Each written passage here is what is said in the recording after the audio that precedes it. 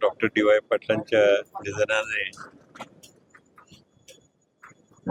सर्व समाजालाच अत्यंत हानी झाली आहे आणि पण त्यांचं कार्य जर पाहिलं नगरपालिकेत काम करत असताना ते आमदार झाले, नंतर शिक्षणाच्या क्षेत्रात उतरले.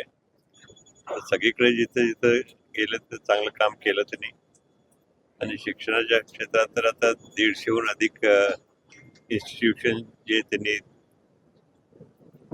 निर्माण केले, त्यामुळे बहुजन समाजातले अनेक मुलं मुली शिकून बाहेर पडून एक समाजाला त्याचा आधार झाला. आज आपण पाहतोय की कोल्हापूर मध्ये असो किंवा पुण्यात असो किंवा मुंबईत जे मुलं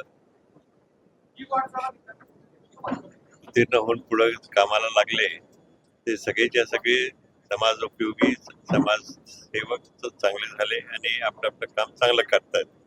हीच खरी त्यांची आदरांजली.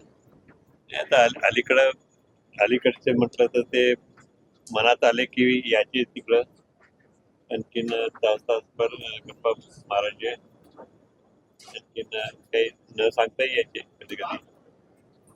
असं एक वेगळं संबंध आपला छत्रपती घराण्याचा आणि डी.वाय. पाटील साहेबांचा होता.